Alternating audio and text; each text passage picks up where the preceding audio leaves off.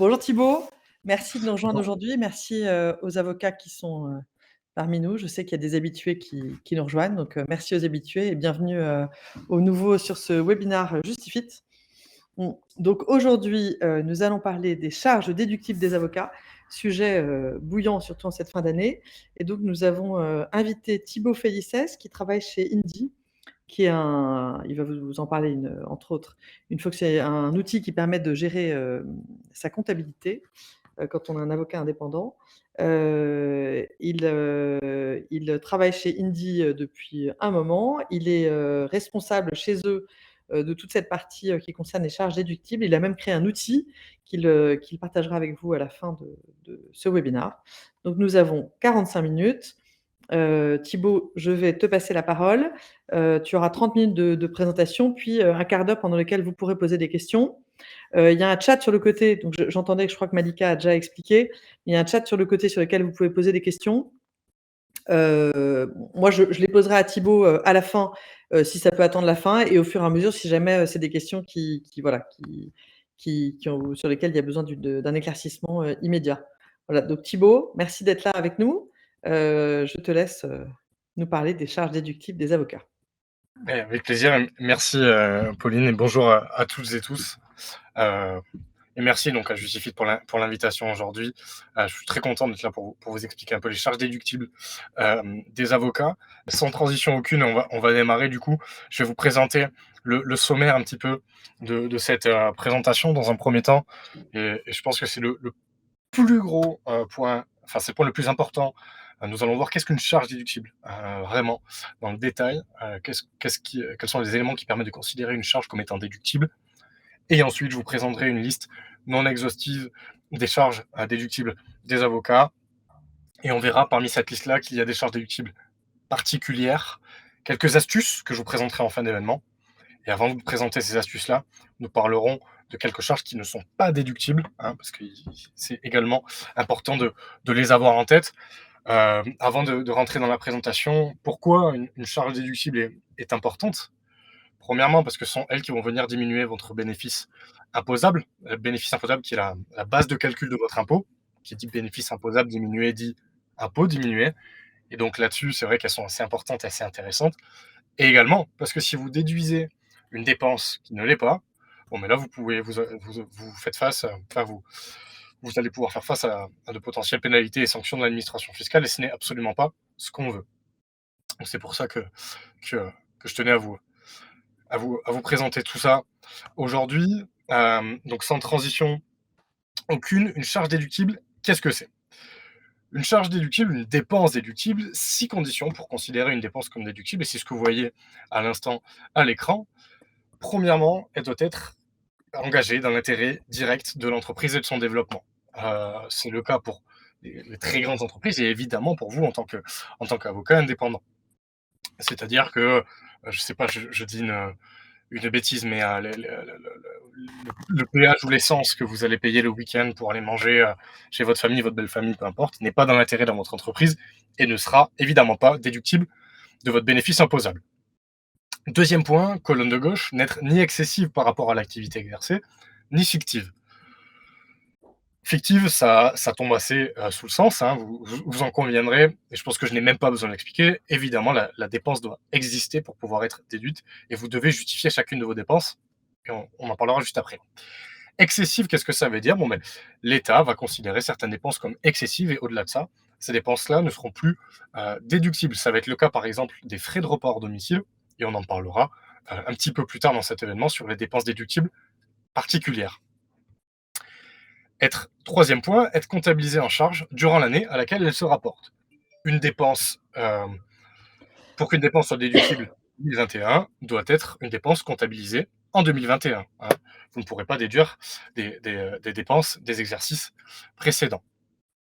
Petite particularité, et je ne sais pas si certains d'entre vous sont dans ce cas aujourd'hui, si vous débutez tout juste votre activité, mais que vous avez engagé des frais avant la création de votre entreprise, vous allez pouvoir par contre les réintégrer dans votre comptabilité et les déduire. Ça, c'est important de le savoir.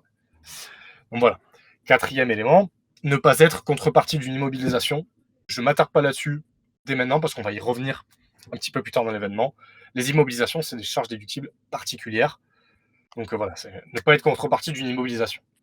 S'appuyer sur des pièces justificatives, c'est ce que je vous disais lorsque je vous donnais le deuxième point. Évidemment, la dépense ne doit pas être fictive, mais elle doit être, quoi qu'il en soit, toujours justifiée. En comptabilité, vous devez être en capacité de justifier chacune de vos recettes, mais surtout de vos dépenses, pendant 10 ans. En théorie, l'administration fiscale peut venir vous demander un justificatif d'une dépense effectuée en 2011 à l'heure actuelle. Voilà, vous devez être en capacité de justifier toutes vos dépenses, et ce pendant 10 ans. Et évidemment, la dépense déductible n'y échappe pas. Sixième et dernier point, ne pas être exclu de la déduction par une disposition spéciale de la loi.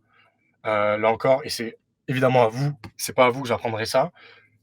Si la loi dit on peut pas déduire, bon ben on peut pas déduire. C'est aussi simple et intuitif que ça. Donc voilà pour comprendre ce qu'est une dépense déductible. Et ensuite, là, je vais vous présenter une petite liste de charges déductibles.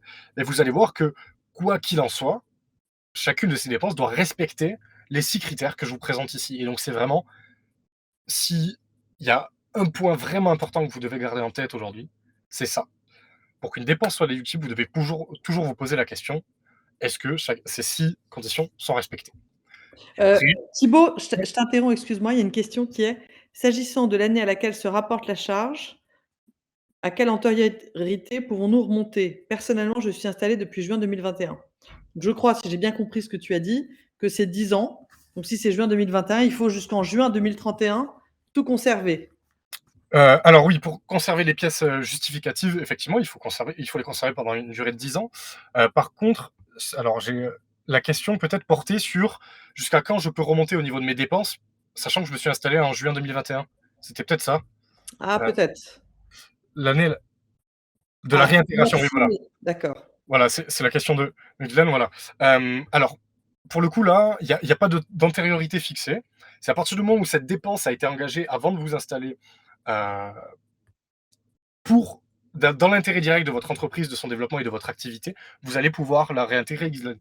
Je pense par exemple, imaginons que vous ayez acheté votre robe au mois de mars, vous allez pouvoir la réintégrer dans votre comptabilité. Il n'y a pas de quelque chose de fixé. C'est voilà, là c'est vraiment un critère c'est dans l'intérêt direct de l'entreprise, de son activité. Vous pouvez la réintégrer là-dessus.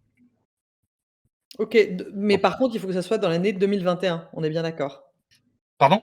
Il faut que ça soit une dépense qui a été faite, Et non, d'accord. non, si vous vous lancez au mois de janvier 2021, la dépense a été engagée au mois de décembre 2020, ça va aussi être valable. C'est vraiment, il n'y a pas d'antériorité fixée Mais ou sur alors, l'année. quand tu dis être comptabilisée en charge durant l'année à laquelle elle se rapporte? Ça, c'est parce que tout simplement, c'est si on est installé, une fois qu'on a commencé son activité, et cetera. Mais, on peut démarrer son activité d'avocat en janvier 2021 et avoir engagé des frais sur 2020. Et ici, on va pouvoir les réintégrer dans sa comptabilité professionnelle, pour les faire passer en charge. OK, C'est des petites particularités, c'est des petits très cas bien, spécifiques. merci. Avec plaisir. Hem, donc voilà, c'est vraiment ces 6 points-là que vous devez, ces 6 conditions-là qui sont peut-être l'élément principal de votre réflexion parce que vous verrez à chaque fois que je vous présenterai les dépenses juste après, que ça tourne toujours autour de ça. Donc voilà pour cette première partie et donc je vais vous présenter maintenant quelques charges déductibles, pour votre activité d'avocat indépendant tout simplement. OK. Le loyer, le chauffage, je commence par la colonne de gauche. Le loyer, le chauffage, l'eau, l'électricité, le gaz, l'entretien, la réparation de votre local professionnel, de votre cabinet, sont autant de charges déductibles. D'accord? Tout ça, ce sont des dépenses déductibles respectent les 6 conditions présentées juste au-dessus. Les primes d'assurance liées à la profession, assurance responsabilité civile professionnelle, l'assurance de votre local, l'assurance perte d'exploitation, etc., ce sont des dépenses déductibles. Les fournitures de bureau sont également des dépenses déductibles. Cahiers, feuilles, stylos, enveloppes, papier, etc. Ce sont des dépenses déductibles. Les frais d'envoi postaux, donc vous pouvez d'envoi postaux, de télécopie ou de documentation, un accord, ce sont des frais que vous pouvez déduire lorsque vous envoyez des courriers à des confrères consoeurs, à vos clients, etc. C'est déductible. Également, si vous vous abonnez à des publications professionnelles, à des magazines liés à votre activité d'avocat, Là également, ce sera des dépenses déductibles et ça rentrera dans ces frais d'envoi postaux, télécopie et documentation. Les frais de téléphonie et d'internet sont également, des frais déductibles que vous allez engager dans le cadre de votre activité, pour votre ligne donc professionnelle, vous l'aurez compris, de téléphone et d'internet. J'anticipe une éventuelle question. Vous allez peut-être avoir une seule et même ligne de téléphone pour votre activité d'avocat, d'avocate et votre vie professionnelle. Votre vie personnelle, pardon. Auquel cas, uniquement, et vous l'avez compris, ça respecte la toute première condition, uniquement la part de votre abonnement de téléphone dédié à votre activité d'avocat, avocate, sera déductible. Et ça, d'un point de vue comptable, comment ça doit apparaître? Vous allez devoir définir une quote-part d'utilisation professionnelle, une quote-part d'utilisation personnelle, et faire apparaître uniquement la part professionnelle sur votre comptabilité pour qu'elle soit déductible. Exemple concret, Thibaut, imaginons, je suis avocat, j'utilise ma ligne de téléphone à 80% pour mon activité professionnelle et 20% pour le reste, pour le perso, etc. Uniquement 80% de mon abonnement de téléphone sera déductible d'un point de vue fiscal. Alors Thibaut, il y a une autre question, Oui. de maître Chaïb Idoussi. Bonjour maître. Quid du cabinet dont l'achat a été effectué en nom propre? Peut-on déduire les échéances et les intérêts de la banque, une valeur locative, le cas échéant? Alors, on va répondre à cette question juste après en traitant des D'accord, très immobilisations, bien. parce que l'achat d'un cabinet, on est sur une valeur très importante d'achat et donc c'est un bien qui va s'immobiliser. Par contre, il y a une autre question, c'est par rapport à l'emprunt, pardon, les intérêts d'emprunt et le remboursement d'emprunt. Ouais. C'est un cas particulier. Les remboursements d'emprunt ne sont pas déductibles. Par contre, les intérêts sur le remboursement d'emprunt sont déductibles. Et donc là encore, il va falloir subdiviser vos transactions de remboursement auprès de la banque. D'accord? La part de remboursement n'est pas déductible, la part d'intérêt est déductible. Quid du cabinet, du local en lui-même, on en parlera juste après. Les cotisations, les cotisations professionnelles. Les cotisations professionnelles, il y a une petite astuce par rapport à ça et j'en parlerai en fin d'événement. C'est tout ce qui va être cotisation syndicale et professionnelle, vos frais d'AGA si vous êtes en entreprise individuelle, votre abonnement à Justifit, si vous avez un abonnement à Justifit, votre abonnement à Indy si vous avez un abonnement sur Indy. Ce sont des frais engagés dans le cadre de votre activité et tout ça, c'est déductible. D'accord? Et il y a une particularité pour certains abonnements et pour ces cotisations professionnelles, et on y reviendra à la fin de cette présentation. Les cotisations sociales sont elles aussi déductibles. Et ici, vous voyez une astérisque verte.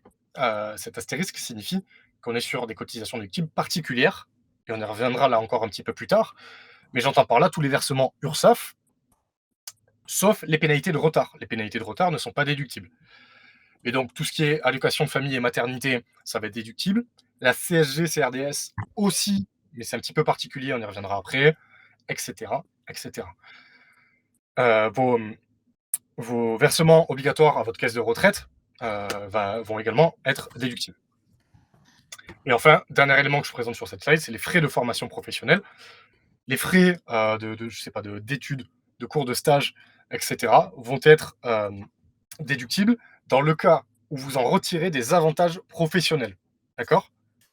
Si, par exemple, vous faites une thèse ou un doctorat en parallèle de votre activité, vous allez pouvoir déduire les frais engagés dans le cadre de votre thèse ou de votre doctorat, puisque vous allez en retirer des avantages professionnels certains. Voilà pour cette première liste non exhaustive de charges déductibles. Je continue. Alors, Thibaut, il y Oui, a une autre question. avec plaisir. Au-delà des charges précédant l'installation, dont tu parlais tout à l'heure, peut-on enregistrer dans l'exercice en cours une facture qui n'a pas été enregistrée il y a 3 ans? Enfin, il y a 3 ans, mais j'imagine aussi il y a 2 ans, enfin. Et alors là non, on ne respecte pas du coup la condition de tout à l'heure, puisque on n'est pas sur des frais engagés avant l'installation. On parle, et je me permets de revenir en arrière, Ouais, d'une dépense qui est comptabilisée en charge, mais pas dans l'année à laquelle elle se rapporte. d'accord. Euh, donc voilà, c'est une dépense d'il y a 3 ans ne peut pas être déduite aujourd'hui. OK, merci. Hop, et je reviens sur ma slide actuelle, c'était celle-ci, pardon. Et donc pour continuer, cette liste de dépenses déductibles, tout produit destiné à la vente ou les consommables, vont être également déductibles. Quels exemples vous pourrez donner, dans le cadre de votre activité, heu, d'avocat? Je ne sais pas si ça va être réellement intéressant et pertinent pour vous, mais c'est le cas. Là, j'ai pas d'exemple qui me viennent en tête. Bah si, par exemple, consommable tout bête et très dans l'actualité. Vous achetez des masques, chirurgicaux pour vos rendez-vous avec, avec vos clients. Bon, mais c'est déductible. C'est un consommable, vous en avez besoin pour votre activité professionnelle, c'est déductible. D'accord? Par exemple. L'achat de matériel et d'outillage inférieur à 500 euros. Effectivement, toutes les dépenses d'acquisition de matériel, logiciel, utile à votre activité d'outillage, d'équipement, de bureau, par exemple, un bureau inférieur à 500 euros, et cetera. Tout cela, ça va être déductible si la valeur d'achat est inférieure à 500 euros. Si la valeur d'achat est supérieure à 500 euros, il faudra immobiliser ce bien-là et on revient sur la question de Ghislaine de tout à l'heure. Si la valeur d'achat est supérieure à 500 euros, ce qui va être le cas d'un cabinet, des murs d'un cabinet, il faudra immobiliser et je vais en parler juste après. Les frais d'acte et de contentieux sont également des. Donc, Thibaut, excuse-moi de t'interrompre, mais par contre, il y a pas de limite dans le montant qu'on peut dépenser par an? C'est, que l'on peut déduire ou que l'on Oui, peut. qu'on peut déduire par an, c'est pas 500 un plafond de 500 €, c'est 500 € par achat. Oui, c'est 500 euros par achat pour que ce soit déductible de manière «classique» entre guillemets. Au-delà de ce montant, c'est tout à fait possible, hein, si vous achetez un cabinet à 200 300 000 € les murs, je ne sais pas. C'est aussi déductible, mais de manière particulière. En fait, ça va se déduire sur plusieurs années. J'y reviendrai juste après. Donc, mais aucune limite sur le montant, non. À part, si vous achetez un bureau à 12 000 euros, par exemple, pour votre cabinet, l'État pourra considérer potentiellement que c'est excessif. On revient aux conditions que je présentais tout à l'heure. Il n'y avait pas besoin d'un bureau à 12 000 euros pour votre activité. L'administration fiscale pourra considérer que c'est excessif et refuser la déductibilité de cette dépense. J'anticipe la potentielle question. Est-ce qu'il y a Non, un il y a palier? un très clair merci de maître Mani. Voilà, je pense, ouais. Avec plaisir. Et donc voilà, pas de plafond, à part, voilà, enfin, c'est de l'ordre du raisonnable. Enfin, il n'y a pas de plafond qui existe réellement sur, par exemple, le bureau. Je donnais l'exemple actuellement. C'est un bureau à 12 000 euros. L'État va probablement considérer que c'est excessif. Il va prendre le tarif moyen que dépensent vos confrères, consoeurs, avocats pour leur bureau. En comparaison à ça, si vous êtes largement au-dessus, vous risquez des sanctions d'administration fiscale. Mais par contre, voilà, vous pouvez acheter un cabinet à 200 000 euros, ce sera déductible, mais de manière particulière. Je poursuis donc les frais d'acte et de contentieux. Ça va être des frais, les frais de présentation de clientèle ou des frais de procédure non pénales, des recouvrements d'impayés via huissier, si vous y faites face, et cetera. Ça, c'est déductible, puisqu'on n'est pas sur des procédures pénales. Alors, vous êtes bien plus à l'aise que moi sur le sujet, mais tout cela, ce sont des dépenses non déductibles. Déductibles, pardon. Pardon. Les frais de déplacement et les frais de véhicule sont également déductibles. Péage, parking, hôtel, taxi, avion pour un procès, pour je ne sais pas, le train, le bus, tout ça dans le cadre d'un déplacement professionnel, ça va être déductible. D'accord? Par contre, les frais de véhicule sont eux aussi déductibles dans le cadre de votre activité professionnelle. Mais il y a deux possibilités pour les frais de véhicule et on y reviendra juste après, encore une fois. Et enfin, dernier élément que je souhaitais vous présenter sur cette liste un peu non exhaustive des dépenses déductibles, c'est les frais de repas hors domicile et repas d'affaires. Ok, premièrement, les repas d'affaires sont 100% déductibles, d'accord? 100% déductibles, il n'y a pas de limite en soi. Si vous mangez, si vous allez manger avec vos clients, avec, je sais pas, des personnes présentes au procès, à un procès, ou voilà, je prends des exemples un peu concrets comme ça, on va être sur un repas d'affaires 100% déductible. Si vous, dans votre journée au cabinet, vous préparez votre prochain procès, et cetera, vous travaillez à votre cabinet, entre midi et 2, vous allez vous chercher à manger ou manger dehors, on parle désormais de frais de repas hors domicile. Et là, on est sur des dépenses particulières, puisqu'il y a un palier de déductibilité et un plafond de déductibilité Et là encore, je vais vous présenter toutes ces dépenses particulières dès maintenant. Pour le repas d'affaires, je tiens à vous préciser, hein, pour qu'il soit déductible, je vous dis c'est 100% déductible. Par contre, il faut bien noter l'objet et les participations au repas d'affaires sur votre justificatif. C'est ultra important pour l'administration fiscale, donc, sinon elle refusera cette dépense déductible.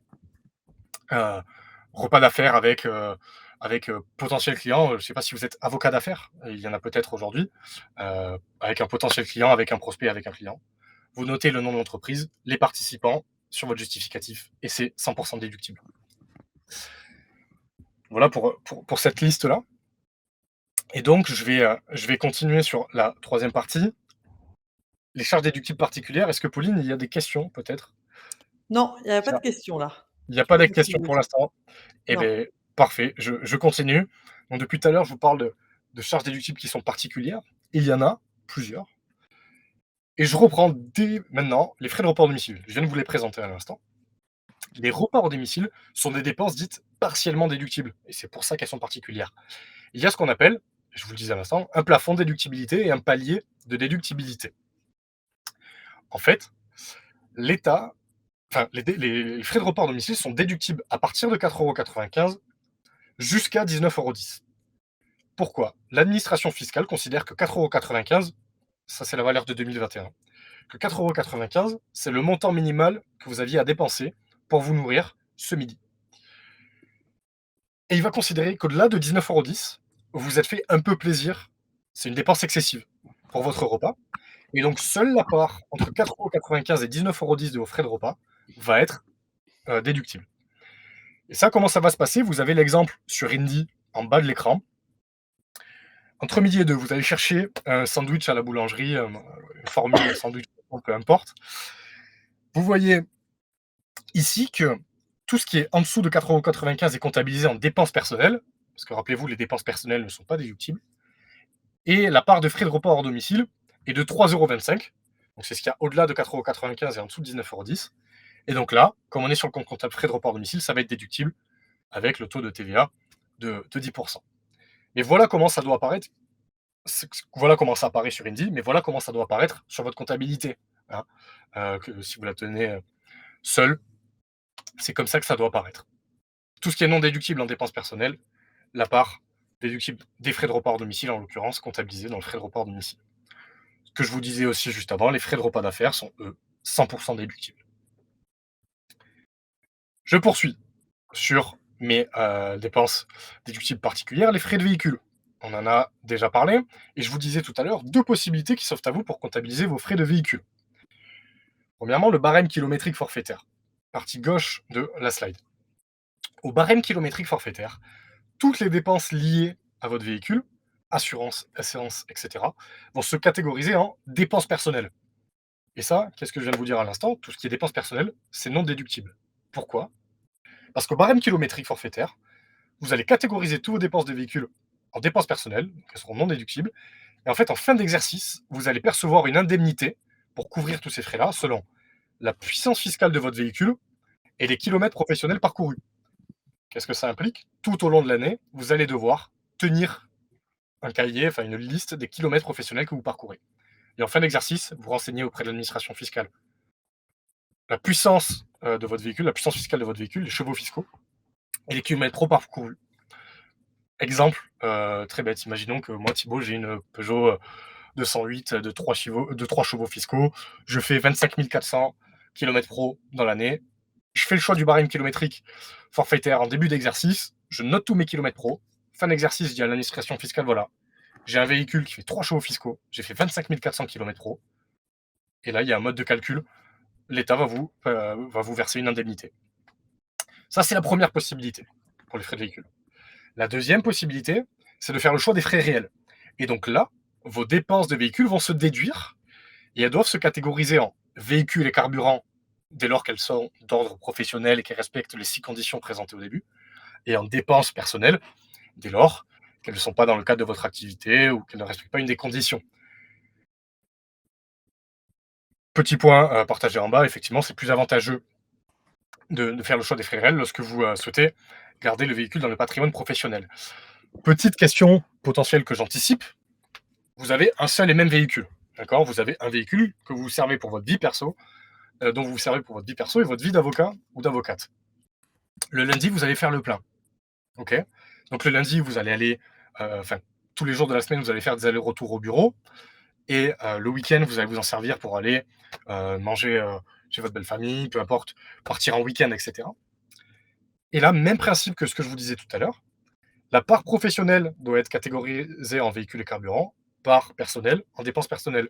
Comme pour l'abonnement de téléphone, sur le plein que vous avez fait à 60 euros, il y a 70% d'ordre pro, donc on fait 70% des 60 euros en véhicule et carburant et 30% en dépenses personnelles. Je pense que vous avez saisi la logique. Mais voilà, aux frais réels, les frais se déduisent réellement au barème kilométrique forfaitaire, indemnité selon la puissance fiscale du véhicule et les kilomètres parcourus. S'il n'y a pas de questions, je poursuis sur les Alors, immobilisations. il y a des questions. Vas-y. Quel montant annuel peut-on déduire approximativement en indemnité kilométrique? Est-ce qu'il y a une fourchette que tu pourrais nous donner, Thibaut? Quel va être le montant de votre indemnité kilométrique? C'est ça? Enfin, Non, la quel question. montant annuel est-ce que tu as une fourchette du montant qu'on peut déduire? J'imagine que ça dépend de là où on habite et du nombre de kilomètres qu'on doit faire pour son travail, mais Oui, c'est juste ça. Alors, si on parle de déduire ces frais réels, il n'y a pas de limite là encore. Si, il y a pas de limite. enfin, si vous habitez à, je sais pas, 50 ou 60 kilomètres de votre, de votre cabinet, bah, vous déduisez chacun des frais engagés, péage, essence, etc. Si vous devez traverser la France en voiture pour aller à un procès, bon, ben, vous allez déduire ce trajet-là. Enfin, il n'y a pas de limite particulière. Si par OK, contre, voilà. Par contre, pour le barème kilométrique forfaitaire, ben là, ça va dépendre tout simplement. Si pendant l'année, vous avez fait 100 kilomètres pro, vous allez avoir une indemnité très très faible. Si vous en avez fait 15 000, une indemnité plus élevée. Il y a même pas de, je peux même pas vous donner de fourchette. Ça va dépendre de combien vous roulez, quoi, tout simplement. d'accord. En Et de tout la cas, il y a pas puissance fiscale du véhicule. c'est pas capé.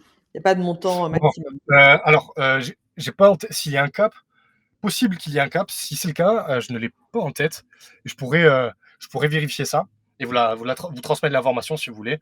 Et ensuite, Pauline et Malika vous la transmettront. Mais là, comme ça, j'ai pas en tête un cap. Il est probable qu'il y en ait un. OK. Donc voilà. Les immobilisations, du coup, je poursuis et je vous en ai parlé plusieurs fois depuis le début de cet événement.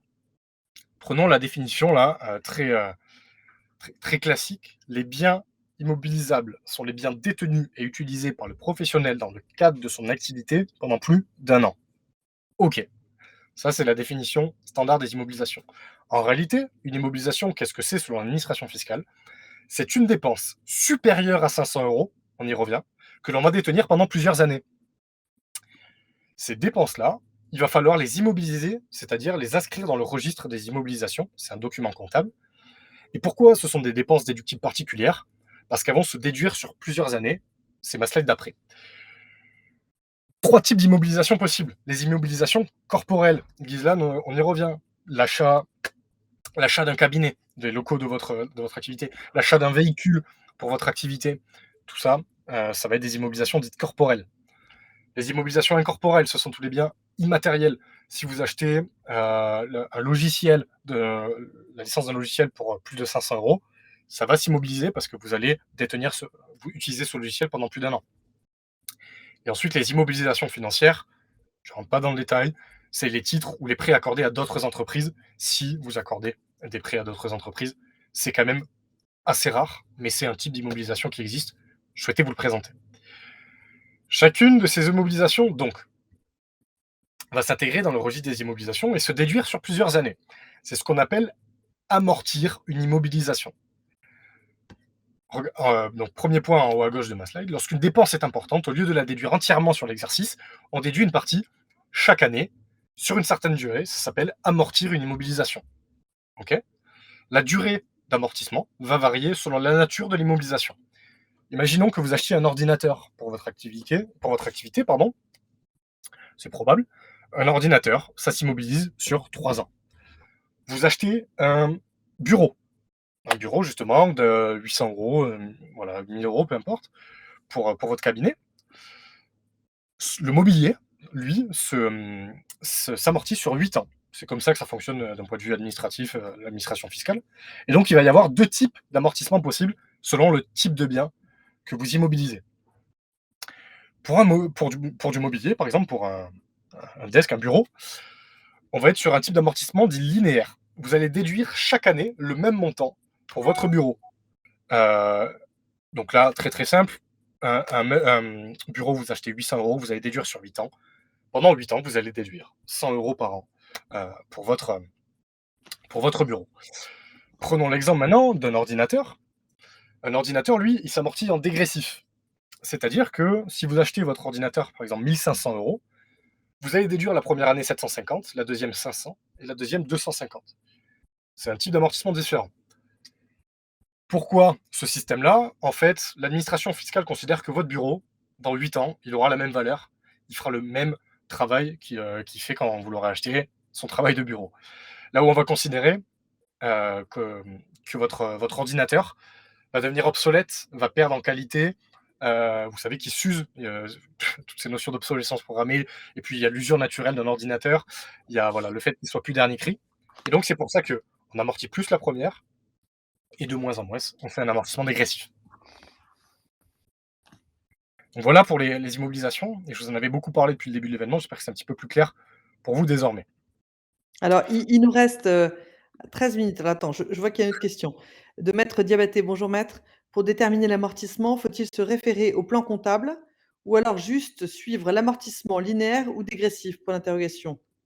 Alors, j'ai je me permets de reprendre la question. Est-ce que Ouais. tu peux répéter la question, s'il te plaît, Pauline? Alors, est-ce que pour déterminer l'amortissement, est-ce qu'il Oui, faut se référer au plan comptable ouais. ou juste suivre l'amortissement, donc linéaire ou dégressif selon, la pertinence? Alors c'est plus que sur la pertinence, tout simplement, il va falloir soit se renseigner sur internet si vous faites ça seul. Vous allez tout simplement regarder, vous allez trouver l'information très facilement sur internet. Comment amortir ceci, comment amortir cela.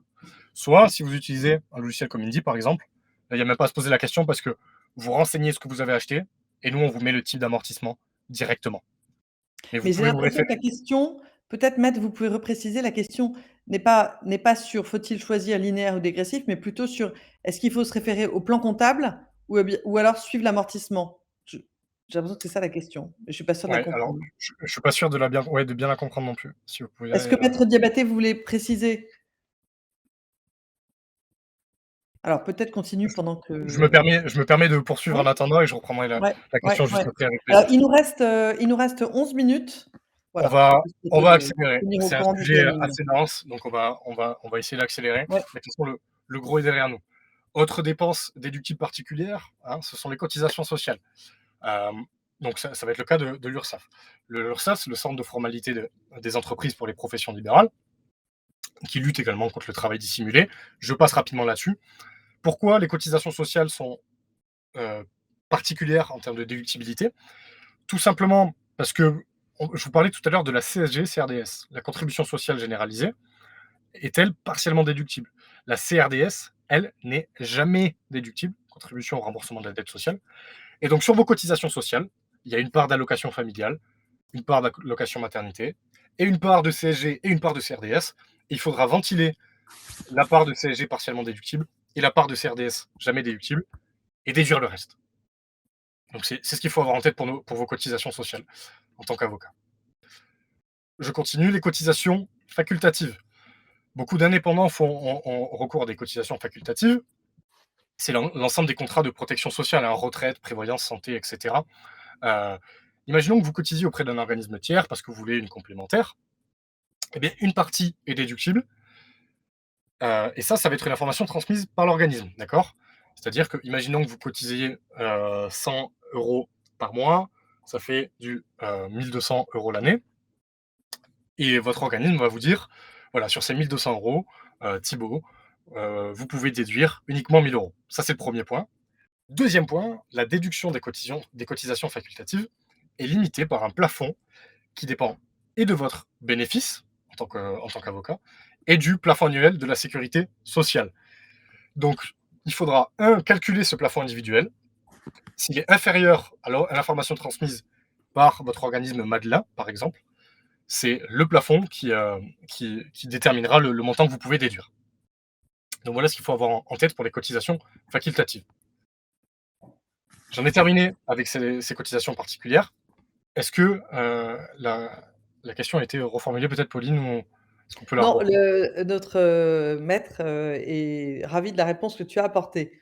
Moi, OK. j'avais peut-être une question sur les charges déductibles. Au début, tu as parlé d'une robe qu'on avait achetée ou de frais comme ça. Ouais. Est-ce qu'à un moment donné, tu vas parler de ces frais auxquels on ne pense pas forcément que ça puisse être des frais, mais ça en est? Effectivement, il y a quelques astuces à la fin. Alors j'ai pas prévu Ah toute une bon? slide sur les Ouais. robes et cetera, Non, mais mais je dis la robe parce que c'est ce que tu as dit, mais mais moi, j'y aurais pas pensé, tu vois? ouais, alors effectivement et toujours, ce qu'il faut vous dire quand vous vous posez la question de la déductibilité, c'est: «Est-ce que ça respecte les 6 conditions qu'on a vues au début?» Et ça, on y reviendra juste après. Mais effectivement, c'est toujours la question à se poser et ça va déterminer tout simplement si c'est déductible ou non. Les charges non déductibles, je vous fais une petite présentation rapide, sur le sujet d'une liste de quelques charges qui sont non déductibles, d'accord? L'achat de la clientèle ou alors de la patientèle, mais ça ne vous concerne pas, l'achat de la clientèle, heu, est à immobiliser. Si vous achetez la clientèle d'un confrère ou d'une consoeur, qui arrête son activité, vous allez pouvoir acheter sa clientèle. Il faut l'immobiliser, mais vous n'allez pas pouvoir l'amortir. C'est comme ça, c'est une disposition de la loi, c'est pas possible. La part de capital d'un emprunt, on a eu la question en début d'événement. Lorsque vous faites un emprunt pour votre cabinet, par exemple, heu, seule la part d'intérêt, est déductible. La part somptuaire d'un véhicule de tourisme. Si vous achetez une voiture, un véhicule pour votre activité, il y a ce qu'on appelle une part somptuaire, d'accord? C'est-à-dire, bah, c'est les fameuses dépenses excessives de l'État, et ça, ce n'est pas déductible. On a un article dédié sur notre blog, si vous le souhaitez, je pourrais vous le partager avec plaisir. L'impôt, là, c'est, je pense, ce qu'il y a de plus intuitif dans cet événement. Effectivement, votre impôt, vous ne pouvez pas le déduire, puisque ça vient même après la déduction des charges sur votre bénéfice imposable. Les cadeaux. Alors, les cadeaux, vous pouvez, d'accord, les déduire, c'est un peu particulier, mais si leur prix est excessif, vous ne pourrez pas les déduire. Là encore, il n'y a pas de cap qui est réellement défini par l'administration fiscale, mais vous pouvez faire des cadeaux à vos clients pour une bonne entente, si vous êtes avocat d'affaires à votre entreprise, et cetera. Mais attention toujours à vous poser la question, à regarder autour de vous ce que font vos confrères, consoeurs et voir si c'est déductible ou pas.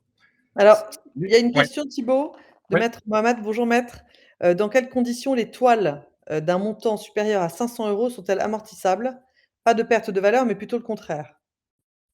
Alors, dans mon temps, sont-elles bah, alors, là, on est sur un fonctionnement, particulier, maître Mohamed. C'est tout simplement, vous allez devoir effectivement les immobiliser, d'accord?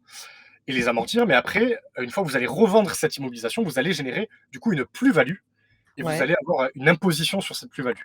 Je pense que le type d'amortissement sur une toile va être très probablement linéaire, puisqu'il y a un gain de la valeur au fil du temps. Euh, mais par contre, lorsque vous revendrez cette toile, si c'est l'objectif, maître, vous allez être imposé sur la plus-value.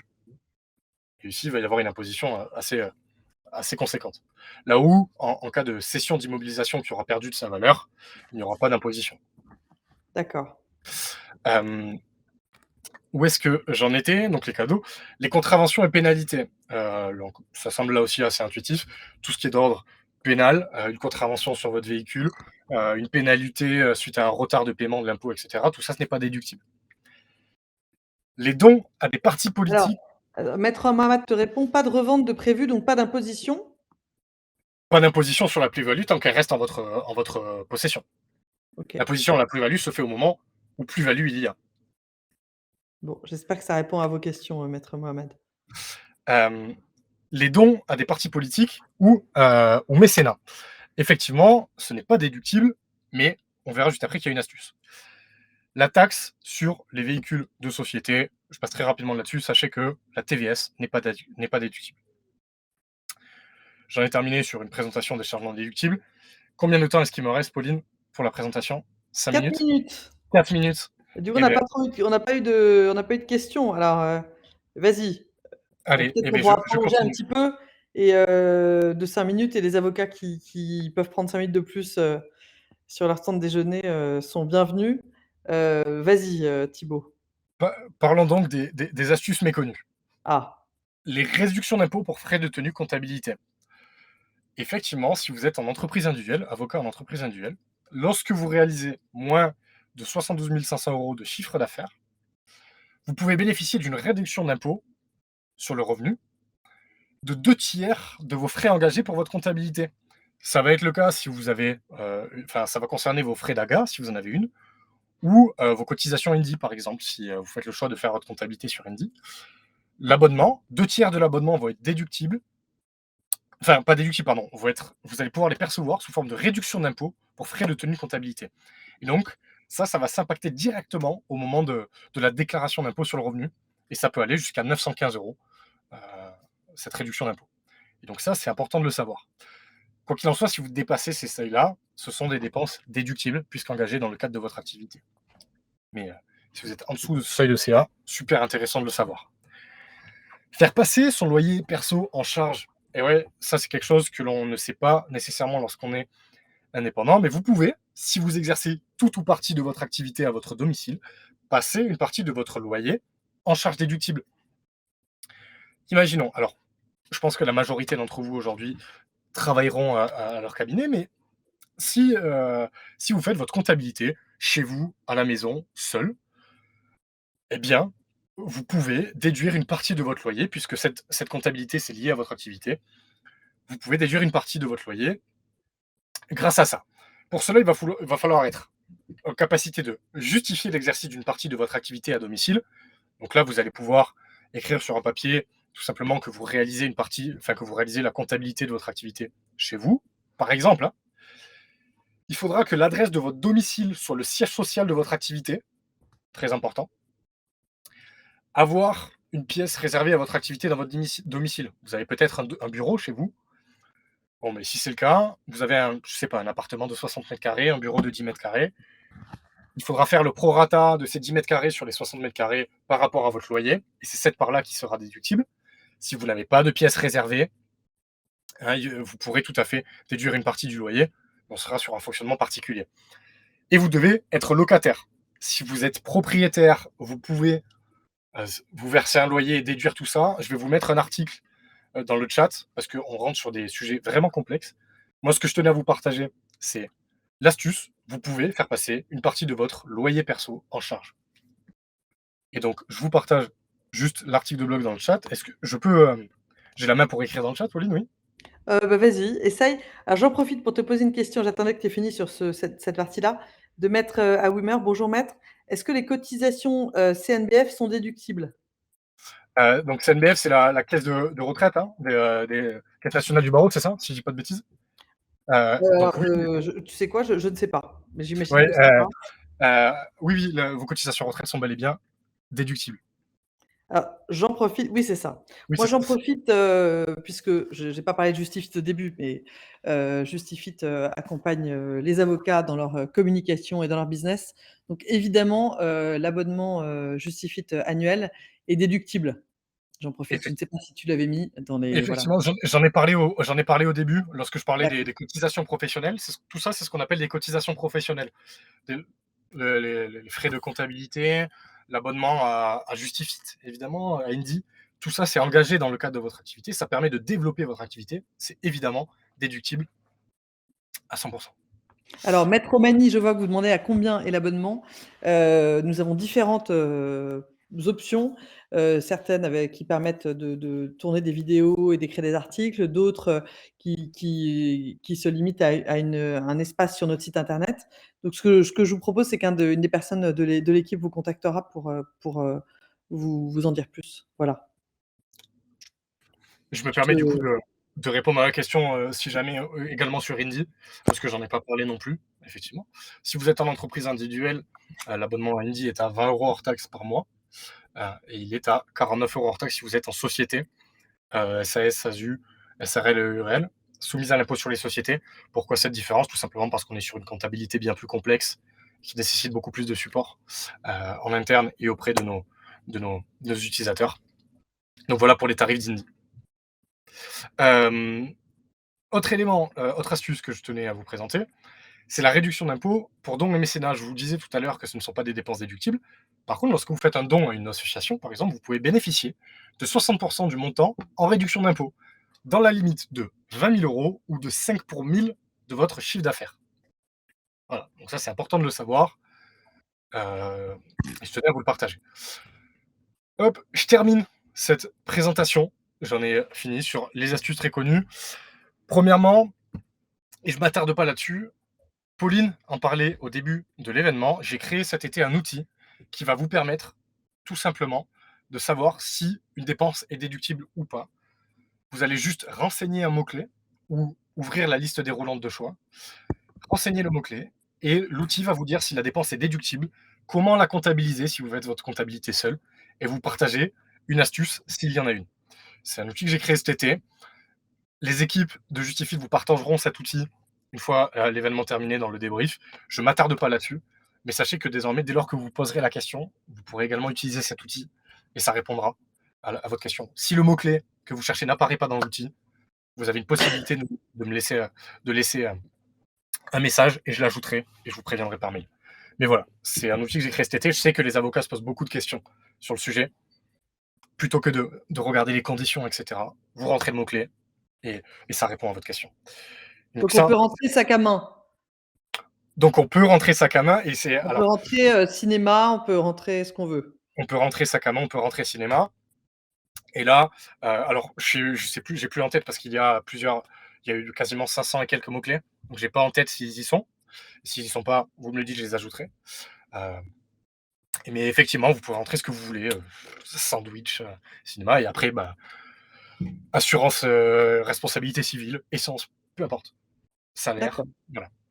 super. Alors on a déjà dépassé de 3 minutes notre, Je notre, termine. J'en ai fini sur la présentation, c'était plus, Indy que je tenais à présenter, désormais et donc en 30 secondes, je tenais juste à informer les avocats et avocates présents aujourd'hui que Indy, en fait, permet d'automatiser toute sa comptabilité et donc de ne même plus se poser aucune question sur ce qui est déductible ou qui ne l'est pas. En fait, Indy va venir se connecter au compte bancaire, automatiser la saisie des dépenses et des recettes et grâce à l'intelligence artificielle, catégoriser toutes vos dépenses et vos recettes. Donc toutes vos dépenses, grâce au libellé, à la date et au montant, Indy va être capable, 90-95% des cas, de les affecter au bon compte comptable et donc de les déduire de votre bénéfice imposable ou non, si elles ouvrent à déduction ou pas. Voilà, donc c'est vraiment ce que je tenais à vous dire très rapidement. On a déjà parlé des tarifs. Également, en fin d'exercice, on vous accompagne sur les déclarations. Dès lors que vous aurez des questions, il y a un service support qui vous accompagne là-dessus pour répondre à toutes vos questions. Mais quoi qu'il en soit, vous n'en aurez plus aucune sur les frais déductibles puisque ce sera automatisé. Voilà. Et donc, grâce au partenariat avec Justifit, et ça explique aussi ma présence aujourd'hui, les avocats de la communauté Justifit bénéficient d'une offre super intéressante, hein, comme vous le voyez, sur Indy, pour automatiser tout ça. Et donc, voilà, je tenais aussi également à vous évoquer ça. J'en ai fini sur ma présentation. Désolé, Pauline, j'ai un Merci peu débordé. Thibaut. Merci beaucoup Thibaut, il y a des remerciements sur le côté. Alors pour rebondir sur cette offre, effectivement, quand on devient, membre de la plateforme Justifit, on a accès à tout un écosystème avec différents partenaires, dont Indy, en ce moment qui voilà, pour lesquels on a négocié avec lesquels on a négocié des offres préférentielles, uniquement des partenaires, qui sont vraiment pertinents pour des avocats et c'est ce que nous pensions sur Indy. C'est pour ça que nous sommes très heureux, voilà, de pouvoir, proposer votre solution à nos aux avocats de la plateforme. Donc alors, il y a encore quelques questions. Alors, il y a une première question. Déjà, je voulais dire aux avocats qui nous ont rejoints là, il y en a 2 qui viennent de nous rejoindre, qui, j'imagine, n'ont pas pu se libérer. Rassurez-vous, nous allons envoyer comme d'habitude un replay, de notre webinaire et un article qui résumera les points les plus importants. Ensuite, il y a une question de maître, Muberan Ziza. Bonjour maître. Actuellement, rien n'est prévu pour les vacances des indépendants et ils n'ont aucun pécule de vacances. Avez-vous quelques astuces à ce sujet? Alors, je suis pas bien sûr de comprendre la question. Être mis devant Ziza. J'imagine que, bah, voilà, il y a pas de il y a pas de pay ils sont pas payés pendant leurs vacances, j'imagine que c'est ça, c'est le cas des Ah, avocats, ils sont payés pendant les vacances. Est-ce qu'il y a des choses prévues voilà, par rapport aux vacances? J'imagine, est-ce qu'on peut déduire, certaines choses, des vacances? alors, bah, le fait que vous n'ayez pas d'activité pendant les vacances, non, que rien de prévu à cet effet. Maître, autre sujet, c'est est-ce que pendant vos vacances, y a-t-il des frais déductibles? Non, puisque ce ne sont pas des frais engagés dans le cadre de votre activité. Même si on pourrait se dire: «Je me repose pour mieux retravailler après les vacances», ça fonctionne pas comme ça. Et non, les frais engagés pendant les vacances ne sont Pourtant, pas, il faut des vacances pour être efficace. il en C'est faut, nécessaire il au en business, faut, c'est bon. c'est sûr. Les frais C'est comme engagés, le congé maternité des avocates, c'est pas encore des sujets, traités, totalement. Alors il y a un remerciement de maître Wimmer. Merci pour votre intervention très pertinent. Merci Thibaut. Est-ce qu'il y a d'autres merci. questions? Non? Alors on va s'arrêter là, du coup on a un peu dépassé. Merci maître Magny qui nous remercie. Merci, pour votre fidélité à ceux qui sont venus. On est contents, ça fait 1 an qu'on a des webinars, 2 fois par mois sur plein de sujets différents et on a des avocats qui nous suivent, donc on est content de voir que ce qu'on vous donne comme, information est utile. Merci Thibaut, c'était, très intéressant pour nous Merci aussi qui beaucoup. accompagnons les avocats, tous les jours. Je vous rappelle que Justifit, fait partie des frais déductibles. Ça, j'ai aussi découvert grâce à toi Thibaut, donc merci. Et n'hésitez pas à tester Indeed, nous on trouve que c'est une super, plateforme. C'est pour ça qu'on est très content d'avoir, co-animé ce webinaire ensemble. Merci Thibaut et au revoir à tous. Merci Merci beaucoup et Pauline, et merci à n'oubliez vous. pas on va vous poser un petit questionnaire de satisfaction. Si on vous le demande, c'est pour, proposer des webinaires qui sont intéressants, donc n'hésitez pas à nous dire ce qui vous intéresserait parce qu'on a un gros réseau, donc on peut tout à fait, vous aider sur le sujet dont vous avez besoin. Au revoir à tous. Au revoir, bonne journée.